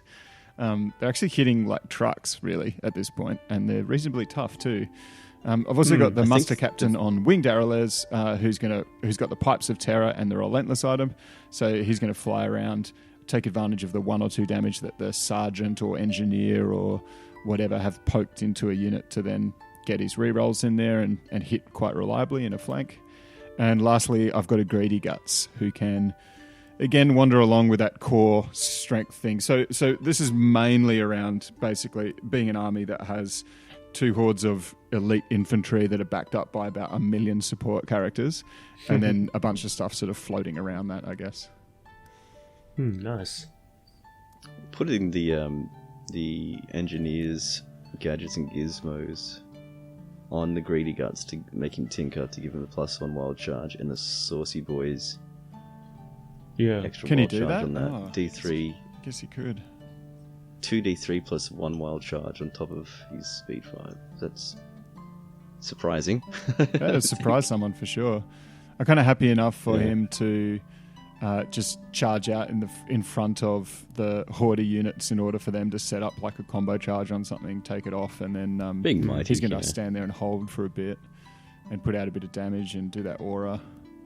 Yeah, once all those auras stack together, if you could maneuver it right, which is a big if. Like, there's plenty of there's 1, 2, so 3, many rules. 4 in 2,000 points for what are they called? Individual characters is 4 individuals. But then you is also quite have a to bit. remember Iron Resolve from your gadgets and gizmos, and Dread from the Greedy Guts on top of that. Yeah. The hardest thing about playing this army is going to remember all the special rules you've got, because each of those stalwarts, and even in a pinch, the Braves have like virtually every special rule in the book. And so it all comes to, at 2,000 points, I have 14 drops and 23 unit strength. So pretty comparable to your to Bensome's 2,300 list in terms of oomph, but for 300 points less. I think all of our lists play very differently. Yes. Yeah, potentially, yeah. Yes. So I think mine is more shoot, then try and win with movement. I think yours, Huw, is more multiple, even though it was a smaller points level, was more layers of complementing forces based around your 2 hordes of stalwarts. And Bensome, I'm not really sure what yours was. Obviously a bit more punchy than everyone else's, but... Yeah, it's got a bit of everything. So it's got the good solid line, it's got the speed to get around the back, and support for both of those things. Yeah, very inexorable, very sort of all over the place. You've got the... I don't like the... I do like, but I appreciate the attempt, I guess, when you've got forest troll gunners and forest trolls. Yeah. That just speaks to your sort of indecisiveness on, like, because surely like 2 forest trolls or 2 forest troll gunners is going to be better, but you just like to have that Swiss Army knife bit of everything. Yes. That's what I like to do. I like to make sure that I've got a bit of everything. And 18 attacks for the range, because I don't have a lot of range, and other than the Iron Beast. So I think I needed something, and that will certainly. Yeah, I was surprised how little range rather yours and mine ended up with, because you could definitely take like a not quite gunline but very shooty version. Like Sellick's was a bit shootier, but you can also take relatively little shooting and just have like a bit of plink out there, just to as we spoke about again, applying what we spoke about, doing a bit of damage heading into combat, but not much. You've just like turned the tide. So that when your horde hits their horde, yours wins because it's got 15 different special rules and they've got 3 damage on them. That kind of thing. Yeah. Allies, do you think they need them? I think we stopped saying about allies, to be honest. Yeah. Like, I mean, I don't think they need them, but if you were going to get them, just go to whatever the best army is at the time, and just pick 2 of those best units, and then 1 supporting character for inspiring. But is there anything for theme? Like, what would fit in terms of making it thematic, rather than thematic optimization? Ooh, okay. I mean, you wouldn't consider any of the other troll varieties because that just doesn't make any sense. Dwarves, I'm not sure on the lore in terms of how they communicate with the other races. I think even more so than our usual reluctance to take allies. I think this particular army, as we, like both of you guys and myself, struggled to get enough stuff into the 2,000 points to get those overlapping auras and synergies and support pieces. You don't want to take points away from the main army. The right smattering of shooting, enough chaff, enough speed, enough buffs and things that work together. Even more so than other armies, if you're putting in 500 of your 2,000 points in allies, you're going to really struggle to get those things happening. And so I think don't do it. Like, take your mixed arms, more than the sum of its parts halfling army, and don't just bugger that by putting in a couple of hordes of grotesques or whatever. Missing they're not missing anything, really. They've got the speed, they've got the punch, they can hold their line. And yeah, you need the points for those layers. Yeah. So overall, really fun looking list, I think, to play both with and against. It's quite dynamic, it's quite interesting. There are a few gotchas in there, especially in terms of, you didn't realise that this had Iron Resolve and also Wild Charge and whatever else. Like, and I Dread. think good communication with your opponent, particularly around some of that Wild Charge shenanigans and some of the various different myriad things that characters do is probably required. Especially with that sorcerer. But provided you do that, I think they're really fun, dynamic army to play both with and against, and the models are great. So more halflings the merrier in my book. Yep, agreed. Yep. Having played this army a fair bit, or against it a fair bit, it is super fun to play against. Makes you think a lot with all of the Wild Charge, and obviously their nimble, fast-moving units. So, yeah, give it a go. Don't just lock yourself into one playstyle either. This is a very diverse list. So give everything a go at least once before you start buying all those beautiful miniatures from Mantic. Yeah, you could take like an all cavalry halfling list or something. Like we didn't go for that, but you could. Like imagine how fast and crazy that'd be. Could do so many things. Juggers, wild runners, and flying guys behind it. Yeah. Yep. All right, leave it there. This has been the Halflings Army Review, and I guess we'll speak to you soon. Thanks, guys. See you next time. The Halflings do not refer to themselves as such, since in their eyes they are exactly the right size, and it is the other races who are abnormally large. They generally just call themselves the people, although those who have settled in the Shires most often refer to themselves as Shire folk. Those who settled in the southern regions, near and within the elven city of Edge, call themselves the people of Edge.